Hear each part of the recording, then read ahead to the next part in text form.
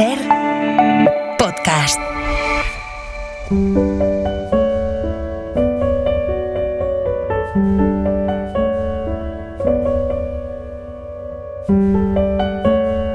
Un libro, una hora. Dirigido por Antonio Martínez Asensio. Bienvenidos al podcast de Un libro, una hora. En este episodio os vamos a contar El capitán a la triste, de Arturo y Carlota Pérez Reverte. Arturo Pérez Reverte nació en Cartagena en 1951. Periodista y escritor, es el autor de, entre otras, El Club Dumas, Territorio Comanche, La Reina del Sur, La Sombra del Águila y Hombres Buenos. Ha vendido más de 27 millones de libros en todo el mundo y ha sido traducido a 40 idiomas. Muchas de sus obras han sido llevadas al cine y la televisión. Es miembro de la Real Academia Española y de la Asociación de Escritores de Marina de Francia. El capitán a la triste está firmada con su hija Carlota, que entonces tenía 12 años y que le ayudó con la documentación y el punto de vista del narrador, un personaje de su edad. Se publicó en 1996, cuenta la España del siglo de oro, a través de un soldado de los tercios de Flandes, veterano, que se gana la vida vendiendo su espada al mejor postor. Es una novela muy divertida y emocionante, con un personaje inolvidable. Nosotros se la vamos a contar con la participación de Arturo Pérez Reverte, que nos va a contar cómo fue el proceso de creación del capitán a la triste. Vamos allá. No era el hombre más honesto, ni el más piadoso, pero era un hombre valiente. Se llamaba Diego Alatriste y Tenorio, y había luchado como soldado de los tercios viejos en las guerras de Flandes. Alatriste malvive en Madrid, alquilándose por 4 maravedís en trabajos de poco lustre, a menudo en calidad de espadachín por cuenta de otros. Tiene mucha destreza a la hora de tirar de espada y maneja muy bien, con la izquierda, esa daga estrecha y larga llamada por algunos vizcaína. El capitán Alatriste vive, pues, de su espada. Lo de capitán era más un apodo que un grado efectivo. El mote venía de antiguo, cuando desempeñándose de soldado en las guerras del rey, tuvo que cruzar una noche con otros 29 compañeros y un capitán de verdad, cierto río helado. Imagínense, viva España y todo eso, con la espada entre los dientes y en camisa para confundirse con la nieve a fin de sorprender a un destacamento holandés. Los herejes fueron debidamente acuchillados, pero el ataque español que esperaban no se produjo, así que los 31 se quedaron allí abandonados a su suerte.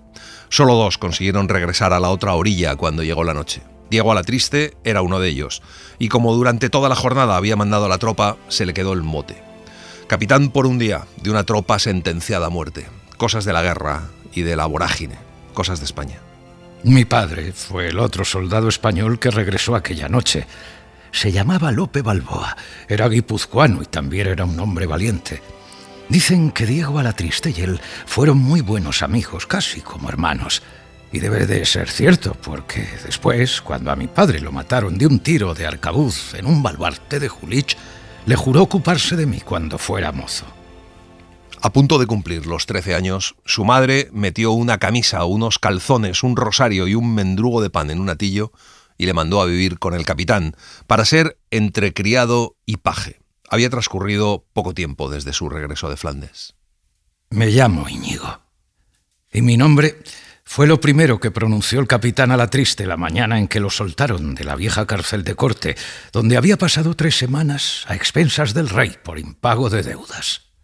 Bueno, en ese momento la literatura de capa y espada, de aventuras, de espadachines del siglo XVII y XVI no existía prácticamente, había desaparecido. Pero es que no la literatura, también la historia. En los libros de historia, el siglo XVII o XVI se liquidaba con nada, con unas pocas líneas.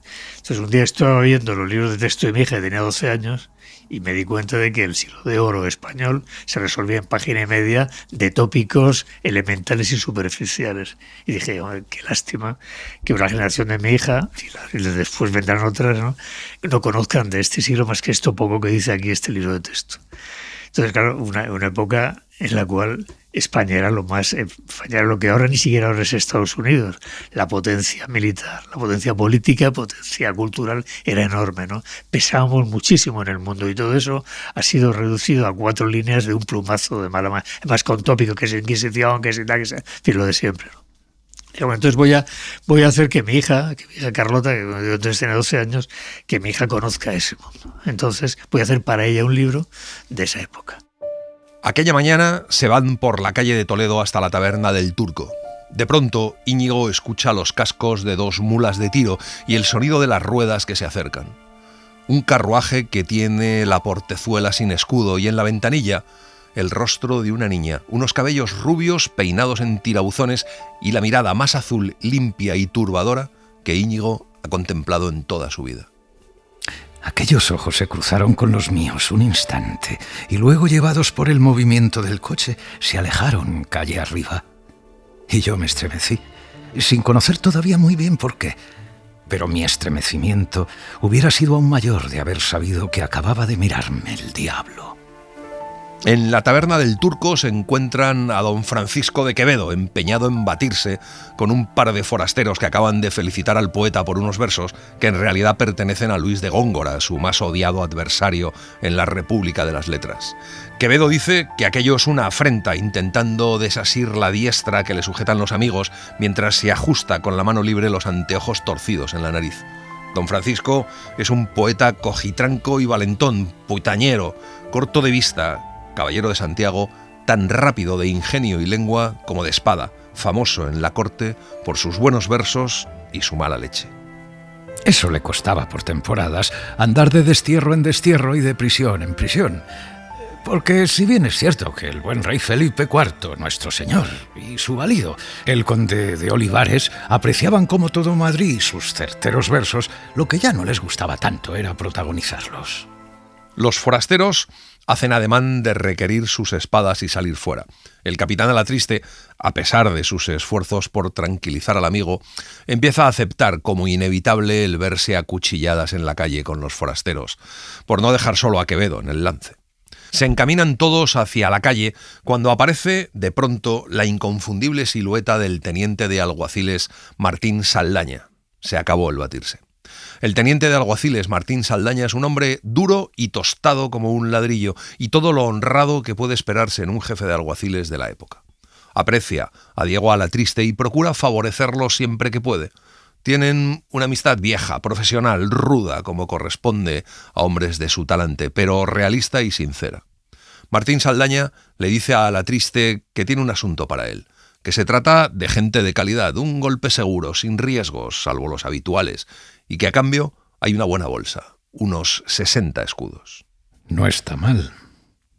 Las pupilas empequeñecieron en los ojos claros de Diego Alatriste. ¿Hay que matar? Saldaña hizo un gesto evasivo, mirando furtivamente hacia la puerta de la taberna. Es posible, pero yo ignoro los detalles y quiero seguir ignorándolos, a ver si me entiendes. Todo lo que sé es que se trata de una emboscada, algo discreto, de noche, en plan embozados y demás. Hola y adiós. En aquella época, 15 doblones de A4 en oro es más que suficiente para salir de apuros, comprar ropa blanca, un traje, liquidar deudas y ordenarse un poco la vida. Además, da para decentar los 2 cuartuchos alquilados donde Alatriste vive con Íñigo, en el piso de arriba del corral abierto en la trasera de la taberna, con puerta a la calle del Arcabuz. Y da también para comer caliente, sin depender de los muslos generosos de Caridad, la lebrijana. Así que Alatriste acude al día siguiente a donde le ha indicado Martín Saldaña. La calle estaba oscura y no se veía un alma. Embozado en una capa vieja prestada por don Francisco de Quevedo, Diego Alatriste se detuvo junto a la tapia y echó un cauteloso vistazo. Un farol, había dicho Saldaña. En efecto, un pequeño farol encendido alumbraba la oquedad de un portillo y al otro lado se adivinaba, entre las ramas de los árboles, el tejado sombrío de una casa. El capitán Alatriste golpea 4 veces, como le ha indicado Saldaña. La silueta de un criado se recorta en el umbral.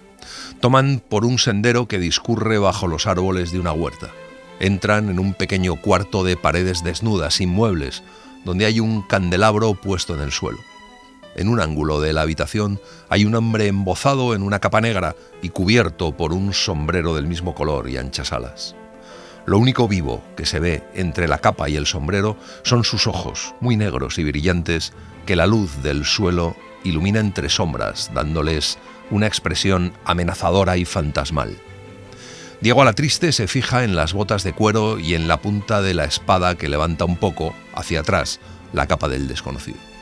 Su aplomo es el de un espadachín o el de un soldado. Media hora después entran dos hombres, ambos enmascarados. Uno de ellos es fuerte, grande de espaldas. Bajo el antifaz despunta una barba negra y espesa. Viste ropas oscuras, de calidad. Su acompañante es un hombre de mediana estatura, cabeza redonda y cabello escaso, cubierto con un ropón oscuro que disimula su indumentaria. Les dicen que tienen que interceptar a dos ingleses y darles un susto. «No quiero muertos», dijo el enmascarado alto. «Ni muertos ni sangre. Al menos no mucha». El hombre fuerte habla como quien suele mandar y ser obedecido en el acto. El de la cabeza redonda tiene las uñas sucias y manchas de tinta en los dedos, como las de un escribano, pero luce un grueso sello de oro en el meñique de su mano izquierda. Sugiere que tal vez algún picotazo, algo que justifique el lance. Pero el grande puntualiza que solo al más rubio, a lo que el de la cabeza redonda contesta que por supuesto y le llama excelencia. Alatriste y el hombre de la capa negra cambian una mirada profesional, como consultándose el alcance de la palabra picotazo y las posibilidades de distinguir a un rubio de otro en mitad de una refriega y de noche. El embozado se ha descubierto al entrar y Alatriste puede verle la cara a la luz del farol. Era alto, flaco y silencioso. Rondaba los 30 y tantos años. Tenía el rostro picado con antiguas marcas de viruela y un bigote fino y muy recortado. Le daba cierto aspecto extraño, extranjero.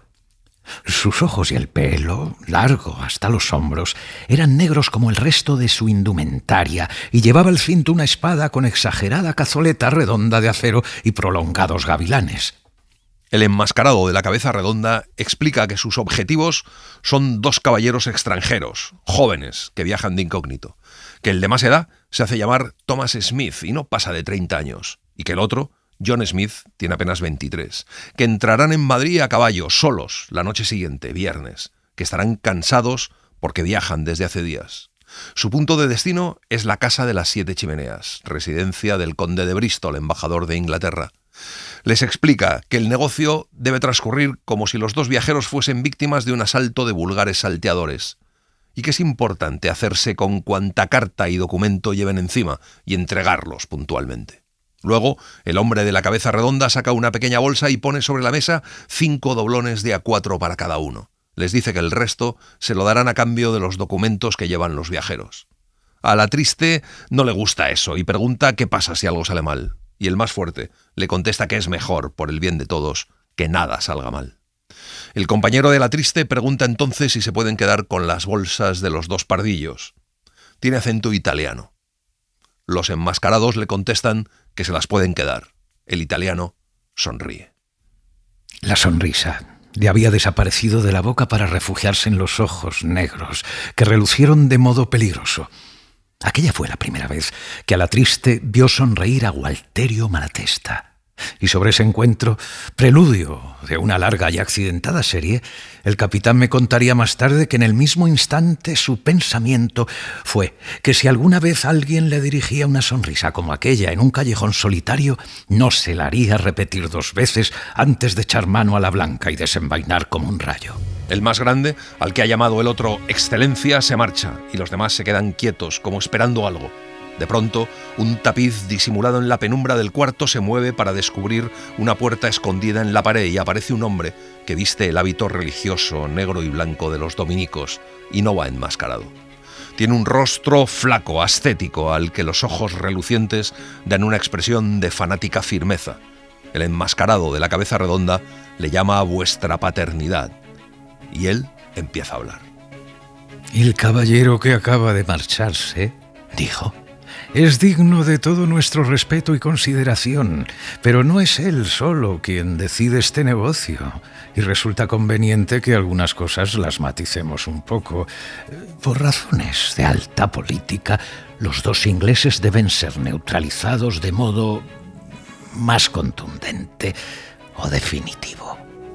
Diego Alatriste prefiere las cosas claras, así que pregunta a qué se refiere. El dominico lo ataja diciendo que los 2 herejes deben morir. Junto a Alatriste, el italiano silba entre dientes un aire musical. Alatriste dice que eso facilita las cosas, pero que no quiere indisponerse con la persona que acaba de salir. El enmascarado le ofrece entonces más dinero, otras 10 piezas de A4. Alatriste reflexiona un instante y luego niega con la cabeza. Aquellos son muchos doblones por agujerar el pellejo a un par de donnadies. En ese momento, el fraile se encara con Alatriste. Su rostro de asceta fanático se ha endurecido. Le dice, con voz desagradable, que es el padre Emilio Bocanegra, presidente del Santo Tribunal de la Inquisición, y que si no cumplen la orden, caerá sobre ellos el Santo Oficio. Dicho esto, el fraile saca otra bolsa con 20 monedas de oro y la arroja con desdén sobre la mesa. No, allí no cabía ni parpadear. Con un suspiro interior, el capitán Alatriste comprendió que los dos ingleses fueran quienes fuesen, y a pesar de las buenas intenciones del enmascarado corpulento, estaban sentenciados sin remedio. Con la Iglesia habían topado, y discutir más resultaba, amén de inútil, peligroso. Alatriste es un hombre que, como tantos hombres, como tantos seres humanos, ha tenido fe en cosas, ha creído en Dios, en la patria, en la bandera, en fin, por lo que todos hemos creído en algún momento de nuestras vidas, sobre todo mi generación, yo nací en el 51, ¿no? Pero la vida real lo ha ido despojando de esas certezas o de esas ideas y lo ha dejado huérfano de un montón de cosas que dan calor en la vida. Entonces, claro, cuando uno necesita siempre algo a lo que acogerse. Entonces, al no tener ya grandes palabras que se escriben con mayúscula, se ha hecho un pequeño reducto, una pequeña trinchera en la cual poder sobrevivir moralmente y personalmente. Entonces, ¿qué es? Ya que no cree ya ni siquiera en una patria, en una bandera, tal, pues los amigos, la lealtad. Tu rey es tu rey, era su rey, lo desprecia, pero es su rey. Entonces, él es leal a su rey como es leal a sus amigos. Entonces, él construye un código ético, que no es el código ético convencional, a base de lealtades, de dignidad, valor y lealtad. Y ese es el código de Alatriste y es el que él vive y el que le permite mantener la cabeza erguida a pesar de que vive en la miseria, que es un soldado, está, digamos, en la parte baja de la sociedad de la época, le permite respetarse a sí mismo. Íñigo ve pasar la carroza de la niña de cabellos rubios por la calle de Toledo más o menos a la misma hora 2 o 3 veces por semana. Angélica de Alquézar tiene entonces 11 o 12 años y ya es un prometedor anuncio de la espléndida belleza en que se convertirá más tarde. Íñigo ignora la identidad de la jovencita, casi niña, que cada 2 o 3 días recorre en carroza la calle de Toledo, en dirección a la Plaza Mayor y el Palacio Real, donde asiste a la reina y las princesas jóvenes como Menina. Aquella mañana, algo altera la rutina. El carruaje se detiene a una 20 de pasos de la taberna del Turco. Algo ha bloqueado el eje y el cochero se tiene que bajar a ver qué pasa, momento que aprovechan los mozalbetes habituales de la calle para lanzar barro al carruaje y al cochero. Íñigo corre hacia el carruaje y en 2 puñadas y 4 puntapiés disuelve la fuerza enemiga que se esfuma en rápida retirada. Estaba a punto de retirarme cuando los ojos azules aparecieron en la ventanilla. La visión me clavó en el suelo y sentí que el rubor subía a mi cara con la fuerza de un pistoletazo. La niña, la jovencita, me miraba con una fijeza que habría hecho dejar de correr el agua en el caño de la fuente cercana. Rubia, pálida, bellísima. ¿Para qué les voy a contar? Íñigo hace un gesto con la mano dirigiéndolo a un sombrero imaginario y se inclina, dice su nombre y se pone a su servicio. Y luego añade, galante, que es paje en casa del capitán don Diego Alatriste. En ese momento ella apoya una mano diminuta, perfecta, blanca de nácar, en el marco de la ventanilla y su boca, perfectamente dibujada en suaves labios pálidos, se curva un poco, ligeramente, en un mínimo gesto que puede ser una sonrisa distante, muy enigmática y misteriosa. Luego Íñigo oye restallar el látigo del cochero y el carruaje arranca, dejando al chaval en mitad de la calle, enamorado hasta el último rincón de su corazón, ignorando que acaba de conocer a su más dulce, peligrosa y mortal enemiga. En marzo anochecía pronto. Aún quedaba un rastro de claridad en el cielo, pero las calles estrechas, bajo los aleros sombríos de los tejados, estaban negras como boca de lobo. El capitán Alatriste y su compañero habían elegido una travesía angosta, oscura y solitaria, por la que los 2 ingleses iban a pasar forzosamente cuando se encaminaran a la casa de las 7 chimeneas. Oculto en la sombra de un portal, Diego Alatriste mira hacia el farol que él y su compañero han colocado en un recodo de la calle para que ilumine a los viajeros antes de que estos alcancen a verlos a ellos. Nada más dar las 8 en la Torre del Carmen Descalzo, un ruido de cascos de caballos se deja oír al extremo de la calle. Diego Alatriste suelta el fiador de la capa y la deja doblada en el portal, saca la espada de la vaina, respira hondo 5 o 6 veces y, sintiéndose lúcido y en buena forma, sale del resguardo del portal, la espada en la diestra, mientras desenvaina con la siniestra la daga vizcaína. A medio camino de la tiniebla del portillo emerge otra sombra con un destello metálico en cada mano y se lanza contra el más próximo de los contrincantes. Alatriste puede ver a un joven rubio que lanza una exclamación de alarma mientras salta hacia un lado para esquivar milagrosamente la cuchillada, a la vez que llama a un tal Steny. Alatriste alza la espada hacia el otro inglés, que retrocede unos pasos y saca su espada con la celeridad de un rayo. Alatriste le tiene muy pronto a su merced, pero de pronto se oye un gemido. El inglés más joven ha caído de rodillas ante las acometidas del italiano. Aquello parece sacar de sí al adversario de Alatriste, que empieza a gritar en un español elemental cargado de fuerte acento: «¡Cuartel para mi compañero! ¡Cuartel para mi compañero!». Aquello, la distracción y sus gritos le hicieron ceder un poco la guardia, y al primer descuido, tras una finta con la daga, el capitán lo desarmó sin esfuerzo. Pardiez con el hereje de los cojones, pensaba. ¿Qué diablos era aquello de pedir cuartel para el otro, cuando él mismo estaba a punto de criar malvas? Aún volaba por el aire la espada del extranjero cuando Alatriste dirigió la punta de la suya a la garganta de este y retrocedió el codo una cuarta, lo necesario para atravesársela sin problemas y resolver el asunto. Cuartel para mi compañero. Se necesitaba ser menguado o inglés para gritar aquello en una calle oscura de Madrid lloviendo estocadas. Pero en lugar de pedir clemencia para sí, señala a su compañero y vuelve a pedir cuartel para su amigo. El capitán detiene el brazo un instante, desconcertado. Solo en ese momento Alatriste se permite considerar los ojos azules del inglés, el rostro fino, pálido, crispado por una angustia que salta a la vista. No es miedo a perder la propia vida. Manos blancas, suaves, rasgos de aristócrata, todo huele a gente de calidad. Y aquello empieza a mostrar demasiados ángulos, se dice Alatriste, mientras recuerda rápidamente la conversación con los enmascarados, el deseo de uno de no hacer mucha sangre y la insistencia del otro en asesinar a los viajeros. Demasiado oscuro todo como para despacharlos en 2 estocadas y quedarse tranquilo. Aún con la espada a una cuarta del inglés, Diego Alatriste duda y el otro se da cuenta. Entonces, con gesto de extrema nobleza, algo increíble habida cuenta de la situación, lo mira a los ojos y lleva la mano derecha despacio hasta el pecho sobre su corazón, como si estuviese formulando un juramento solemne y no una súplica, y pide cuartel por última vez. Y Diego Alatriste, que seguía dándose a todos los demonios, supo que ya no podía matar a sangre fría al maldito inglés, por lo menos aquella noche y en aquel sitio. Y supo también, mientras bajaba el acero y se volvía hacia el italiano y el otro joven, que estaba a punto de meterse, como el completo imbécil que era, en una trampa más de su azarosa vida. El italiano, en cambio, disfruta de lo lindo con el otro inglés. Lo asedia con falsas estocadas y fintas. Parece un gato negro y flaco jugando con el ratón antes de zampárselo. El inglés más joven, rodilla en tierra y hombro contra la pared, una mano taponándose la cuchillada que sangra a través de la ropilla, se bate con desmayo. No pide clemencia, sino que su rostro, mortalmente pálido, muestra una digna decisión, apretadas las mandíbulas, resuelto a morir sin proferir una exclamación o una queja. Alatriste le grita al italiano que lo deje. El italiano le contesta que sí, bromea. Alatriste da un paso hacia él. Desde el suelo, incapaces de comprender lo que ocurre, los ojos del joven herido van de uno al otro, aturdidos. Alatriste dice que eso no está nada claro y que ya los matarán otro día. El otro le mira fijamente. La sonrisa se hace más intensa e incrédula y de pronto cesa de golpe.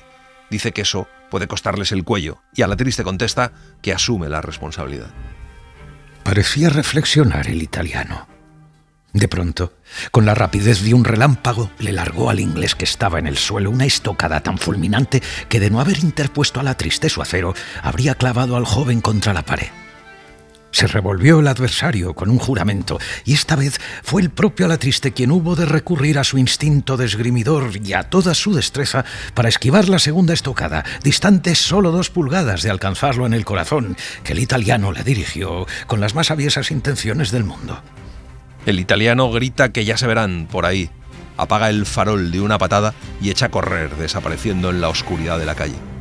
Alatriste, en cambio, se queda con los 2 ingleses que le dicen que están en deuda con él, a pesar de todo.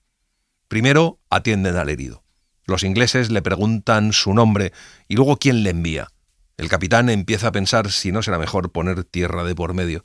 Les dice que monten y se vayan, pero los ingleses dicen que lo que ha pasado no debe saberse, porque hay muchas cosas en juego que necesitan descansar en algún lugar. Diego Alatriste piensa dónde les puede llevar cuando una idea cruza su pensamiento con el fulgor de un relámpago. Él mismo no tiene dónde guarecerse, pues el italiano y más gente provista por los enmascarados y el padre Bocanegra pueden ir a buscarlo a su casa. Había una oportunidad de conseguir resguardo aquella noche y ayuda para lo que estuviera por venir, y al mismo tiempo socorrer a los ingleses, averiguando más sobre ellos y sobre quienes con tanto afán procuraban su despacho para el otro mundo.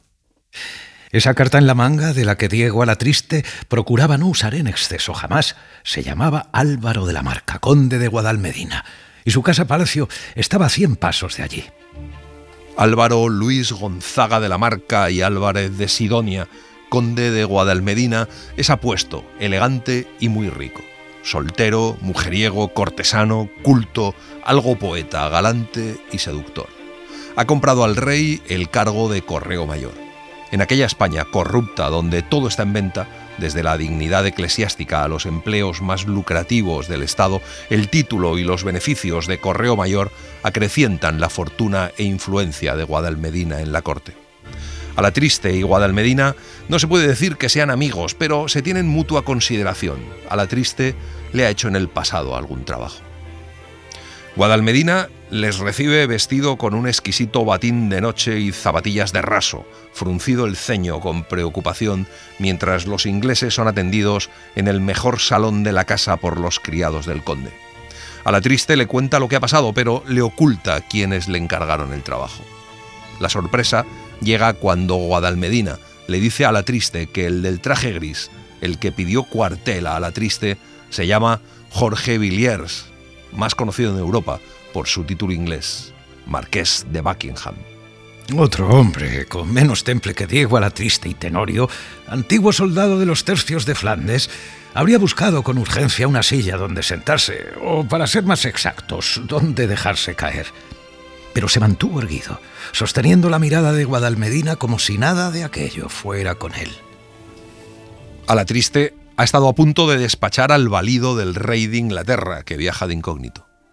Deciden que Guadalmedina acompañará con varios de sus hombres de confianza a la casa de las 7 chimeneas a los ingleses y que Alatriste, que está en claro peligro, podrá quedarse a dormir en casa de Guadalmedina esa noche. Pero los ingleses quieren despedirse de Alatriste antes de irse. La entrevista es breve y tiene lugar en el enorme vestíbulo bajo un cuadro de Tiziano. Álvaro de la Marca, ya vestido y equipado como para asaltar una galera turca, conduce al capitán al lugar donde los ingleses se disponen a salir, envueltos en sus capas, rodeados de criados del conde que también van armados hasta los dientes. Buckingham le dice a Alatriste que casi les mata en la calle. A su lado, el inglés más joven permanece en silencio hasta que pronuncia unas palabras en su lengua que hacen volver la cabeza al otro inglés. Buckingham traduce las palabras del más joven, que ha dicho que le debe la vida a Alatriste, que la última estocada que le tiró el hombre de negro era mortal. Alatriste contesta que es posible, que todos han tenido suerte esa noche. Luego, el inglés más joven pregunta a Alatriste qué fue lo que le hizo cambiar de bando y de idea. No he cambiado de bando, dijo Alatriste. Yo siempre estoy en el mío. Yo cazo solo. Entonces el joven habla de nuevo y su compañero protesta entonces en su lengua como si no estuviese de acuerdo en traducir aquellas últimas palabras.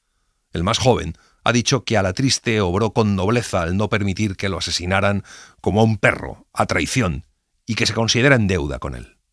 Mañana toda la Europa sabrá que el hijo y heredero del rey Jacobo de Inglaterra está en Madrid con la única escolta y compañía de su amigo el marqués de Buckingham, y que aunque por razones de Estado resulte imposible publicar lo ocurrido esta noche, él, Carlos, príncipe de Gales, futuro rey de Inglaterra, Escocia e Irlanda, no olvidará nunca que un hombre llamado Diego Alatriste pudo asesinarlo y no quiso. Cuando yo leo Los Tres Mosqueteros con 8, 9, 10 años, me quedo fascinado. Descubro un mundo de lealtades, de intrigas, la mujer peligrosa, el espadachín malvado, el enemigo, el cardenal Napoleón, todo ese tipo de cosas, ¿no? Entonces, bueno, pues eso está en mi vida y me marcó como lector y como escritor después. De hecho, además, una de mis novelas se llama El Club Dumas, que es un homenaje a Dumas y a ese tipo de libros.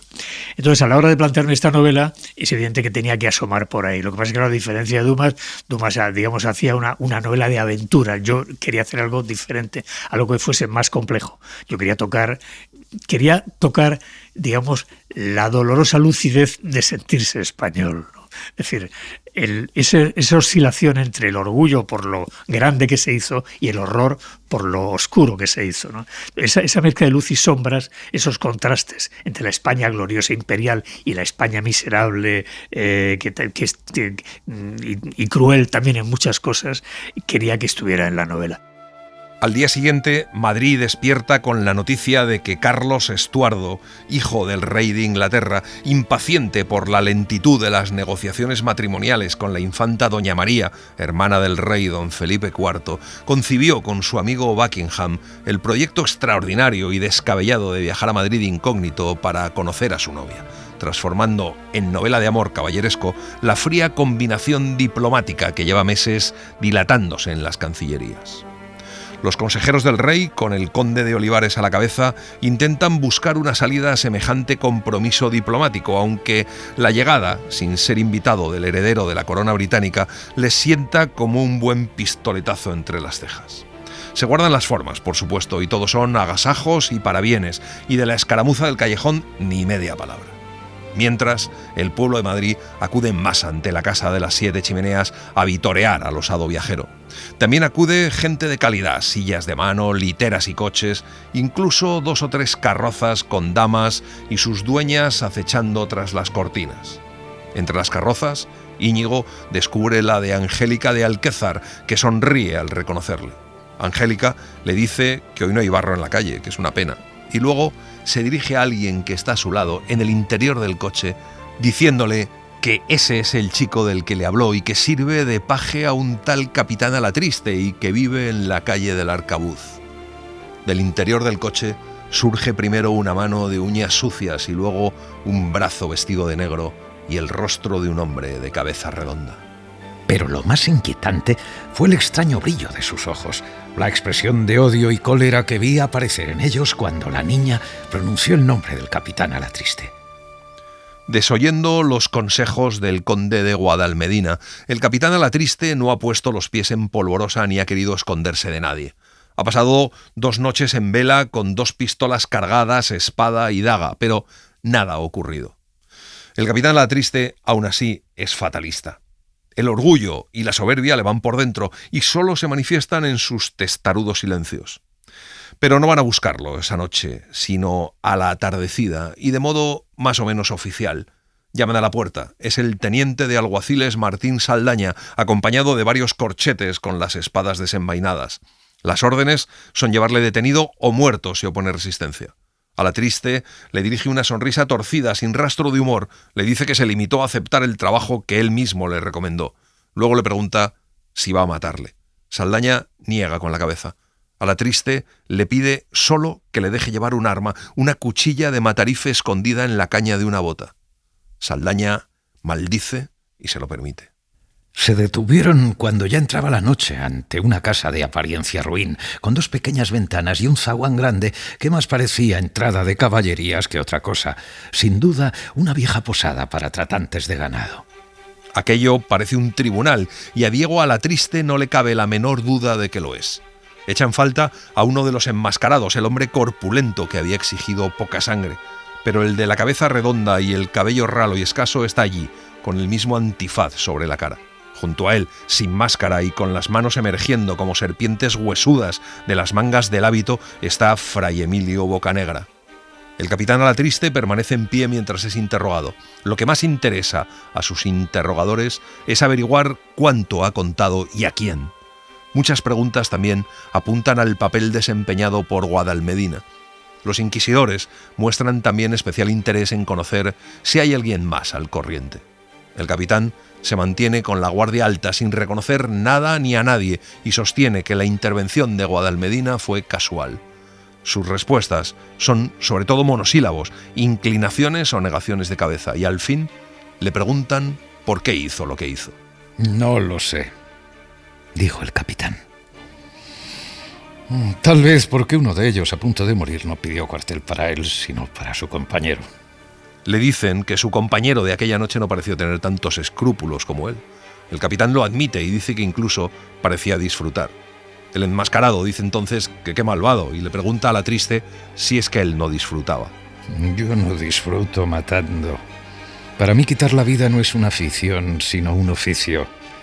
Soy conocido por hombre más inclinado a estocadas que a buenos sentimientos, pero aunque mi mala fortuna me haya rebajado a esta condición, he sido soldado toda la vida y hay ciertas cosas que no puedo evitar. Alatriste dice que iba a matar a aquel inglés y que lo hubiera hecho de haberse defendido o pedido clemencia para él, pero que cuando solicitó gracia lo hizo para el otro y que él sabe apreciar el gesto de un hombre valiente. El inquisidor le pregunta si tanta importancia le da al valor. A veces es lo único que queda, respondió con sencillez el capitán. Sobre todo en tiempos como estos, cuando hasta las banderas y el nombre de Dios sirven para hacer negocio. Alatriste solo añade que no le gusta asesinar a príncipes sin saber que lo son, ni que le engañen y manipulen a sus espaldas, y echando mano al cinto, echa sobre la mesa las monedas de oro que le pagaron. El inquisidor le dice que con sus inoportunos escrúpulos ha favorecido a los enemigos de Dios y de España, que ha visto demasiado, oído demasiado y errado demasiado, que su existencia ya no vale nada, que es un cadáver que por algún extraño azar todavía se sostiene en pie. Y luego, para sorpresa de todos, le permite marcharse. El capitán lo mira y se pregunta dónde está la trampa. No sé cuánto tiempo aguardé afuera, fundido con la oscuridad e inmóvil tras el guardacantón de la esquina. Abrazaba el atado con la capa y las armas del capitán para quitarme un poco el frío. Había ido tras el coche de Martín Saldaña y sus corchetes con solo mi jubón y unas calzas. Y de ese modo estuve mucho rato apretando los dientes para que no castañetearan.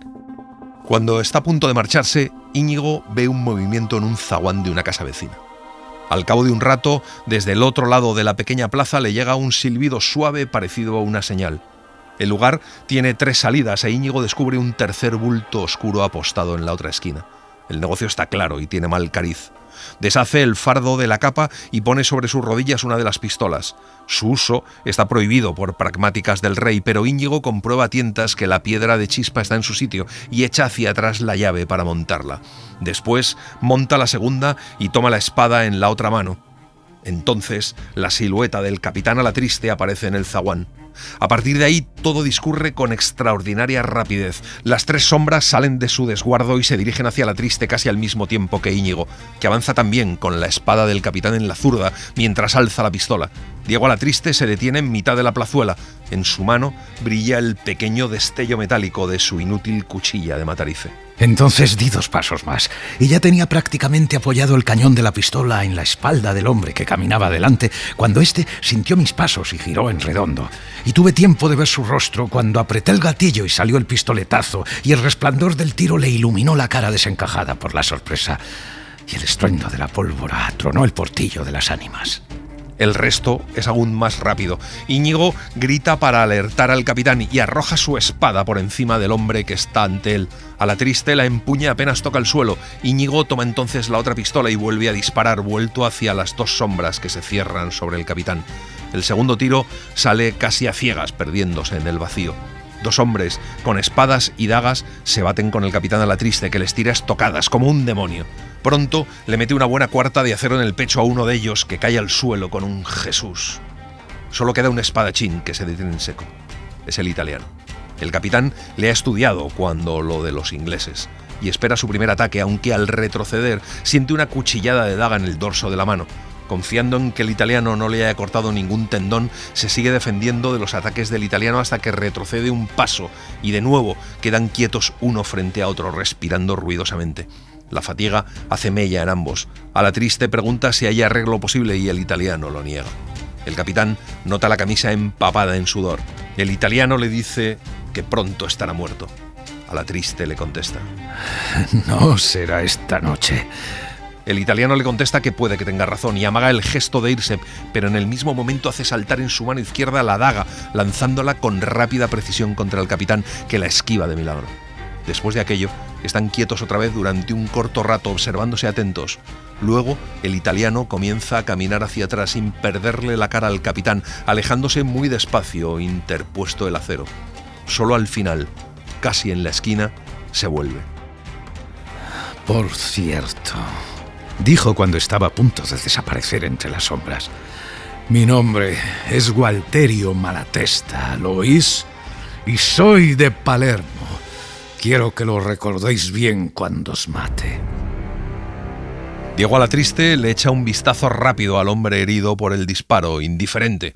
Luego va hasta Íñigo arrodillándose a su lado. No da las gracias ni dice nada de todo lo que se supone debería decir alguien cuando un muchacho de 13 años le ha salvado la vida. Solo pregunta si está bien, y cuando Íñigo responde que sí, se coloca la espada bajo un brazo y le ayuda a incorporarse.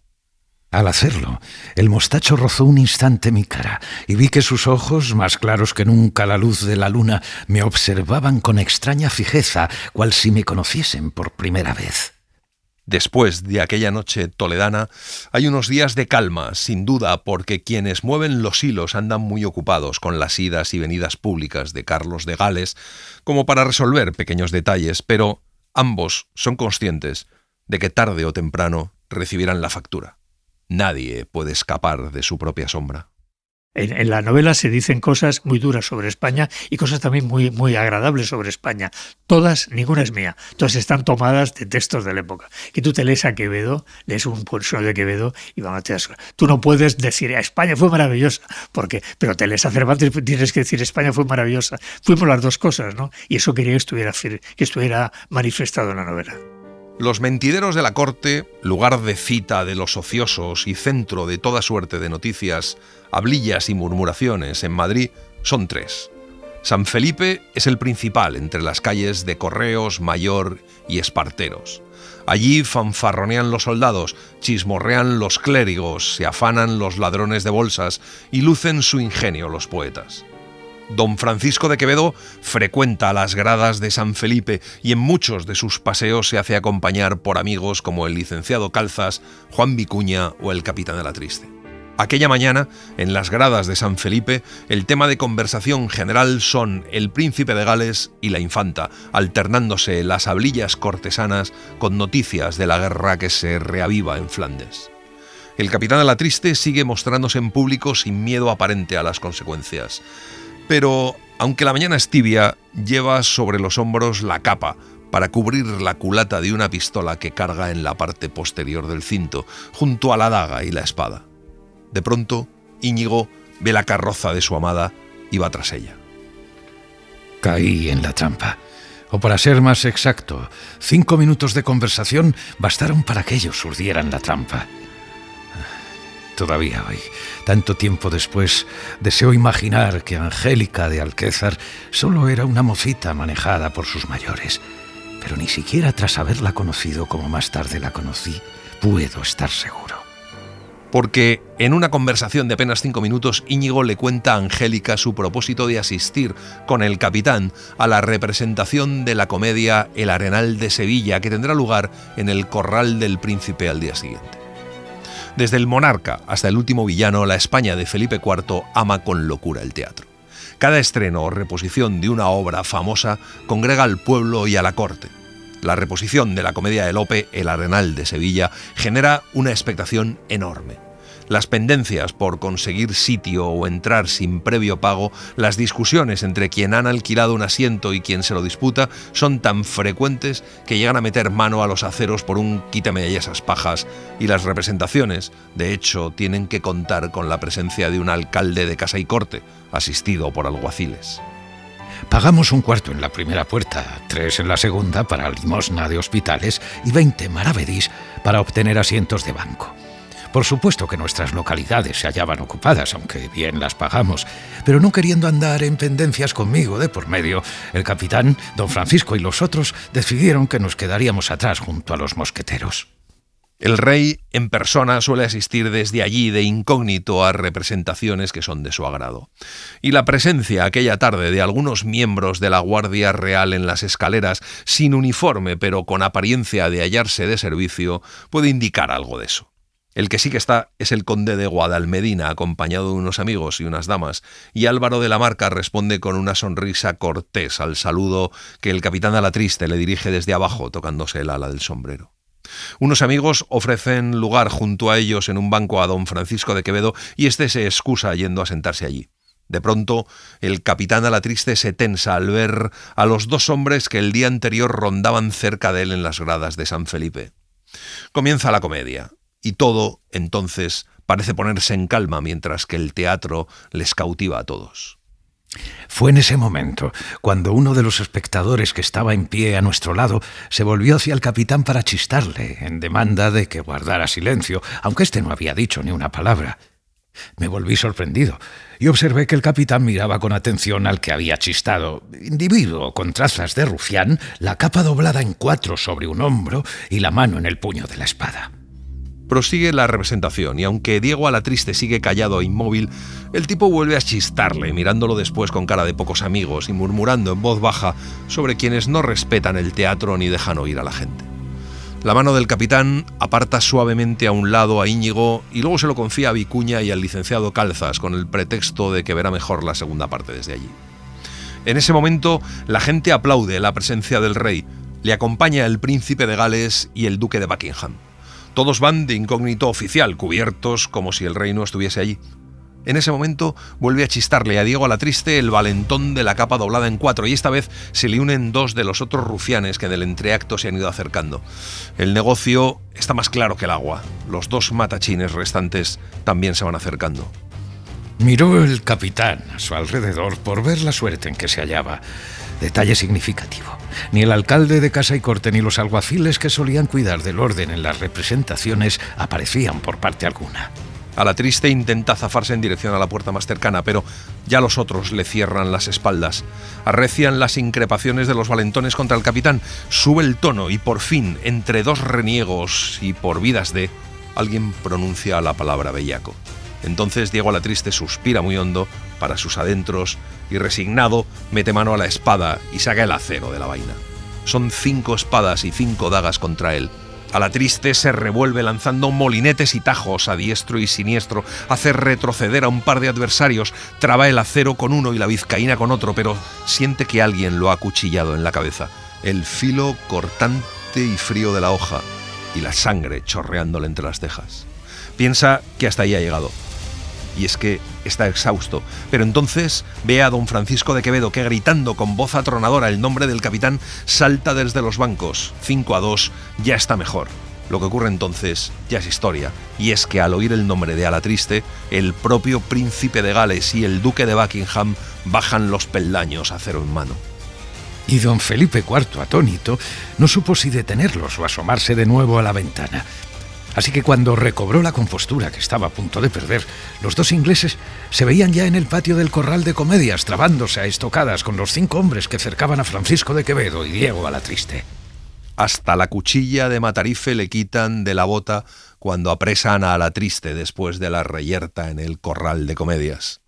Poco tiempo después es llevado al Alcázar Real. Le llevan ante un hombre que despacha cartas imperturbable como si estuviera solo. Es Gaspar de Guzmán, 3er conde de Olivares, grande de España. Su poder, a los 35 años, es inmenso. Alatriste reconoce en el personaje, sin la menor duda, ni demasiado esfuerzo, al más alto y fuerte de los dos enmascarados de la primera noche, el mismo a quien el de la cabeza redonda llamó excelencia, el mismo que exigió que no hubiera muertes. Al fin, el válido deja de despachar su correo y lo mira. La conversación está llena de sobreentendidos. Olivares duda si Alatriste sabe que él es uno de los enmascarados y le pregunta si le ha visto alguna vez. Y Alatriste dice que no. Luego hablan de Alatriste, de cuando estuvo en Flandes y de las cosas que hizo, de sus amistades con gente importante como Guadalmedina. Y Olivares le cuenta que esa misma mañana el mismísimo Carlos de Inglaterra ha tenido a bien interesarse de nuevo por él. Y al fin, Olivares le pregunta si es cierto que hace unos días salvó la vida a cierto viajero inglés cuando un camarada suyo estaba a punto de matarlo. Alatriste dice que no lo recuerda. Conversaciones como esa lo llevaban a uno en línea recta a meter el cuello en una soga. Y en ese momento no daba un ardite por el suyo. Alatriste le cuenta que le dieron instrucciones diferentes, pero no le dice quién. Olivares entonces tira del cordón de una campanilla y un individuo entra en la habitación. El recién llegado tiene la cabeza redonda. Es el otro que iba enmascarado. Es Luis de Alquézar, secretario privado del rey. Olivares le pregunta por la conspiración para matar a los ingleses. Le pregunta si alguien ordenó que los mataran. Alquézar dice que no sabe nada. Habla de la sospecha de que fuera alguien de la iglesia. La conversación entre ellos también está llena de sobreentendidos, de luchas de poder y de amenazas veladas. Al final, Olivares le dice a Alquézar que no quiere que Alatriste sufra ningún accidente ni le pase nada. Alquézar mira al capitán con ojos extraviados, a punto de sufrir un golpe de sangre. La cólera y el despecho le hacen rechinar los dientes. Cuando Alquézar sale, Olivares le dice que esta vez ha salvado la vida de milagro, pero que tenga cuidado. Una última cosa, dijo. Hay un viajero inglés en Madrid que por alguna incomprensible razón cree estaros obligado. Su vida y la vuestra, naturalmente, es difícil que se crucen jamás. Por eso me encarga os entregue esto. Dentro hay un anillo con su sello y una carta que faltaría más, he leído. Una especie de orden o letra de cambio que obliga a cualquier súbdito de su majestad británica a prestar ayuda al capitán Diego Alatriste si éste la ha de menester. Y firma Carlos, príncipe de Gales. Mientras, Íñigo está esperando fuera al capitán Alatriste. De pronto, oye silbar una musiquilla que le resulta familiar. Aparece una mancha oscura, inmóvil, y al alzar los ojos, ve ante él, con capa y sombrero, la inconfundible silueta negra de Gualterio Malatesta. Íñigo se queda muy quieto y en la cara de Malatesta aparece una sonrisa. Le pregunta a Íñigo si espera a alguien y luego le dice que Alatriste está a punto de salir, que él también le esperaba, por otros motivos, pero que le acaban de decir que el recado ya no es necesario, de momento. Entonces, Malatesta le pide a Íñigo un favor. Cuéntale al capitán, dijo el italiano, que Gualterio Malatesta no olvida la cuenta pendiente entre ambos y que la vida es larga hasta que deja de serlo. Dile también que nos encontraremos de nuevo y que en esa ocasión espero darme más maña que hasta ahora y matarlo.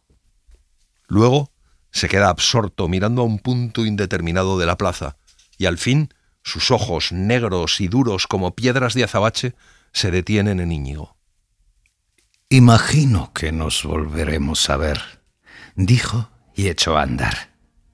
De pronto se detuvo, vuelto a medias. Aunque sabes, debería acabar contigo ahora que aún eres un chiquillo, antes de que seas un hombre y me mates tú a mí. Después volvió la espalda y se fue, convertido de nuevo en la sombra negra que siempre había sido. Y oí su risa alejándose bajo la lluvia. Y así les hemos contado El capitán Alatriste de Arturo y Carlota Pérez Reverte. Hemos seguido la edición de la editorial Alfaguara. Gracias por estar ahí y gracias por leer. Un libro, una hora, en la cadena SER. Un programa escrito y dirigido por Antonio Martínez Asensio, con la voz de Eugenio Barona y la participación de Arturo Pérez Reverte. Diseño sonoro de Julia García Soto. Edición y montaje de sonido de Pablo Arévalo. Y en las redes, Laura Martínez Pérez. Para no perderte ningún episodio, síguenos en la aplicación o la web de la SER, Podium Podcast o tu plataforma de audio favorita.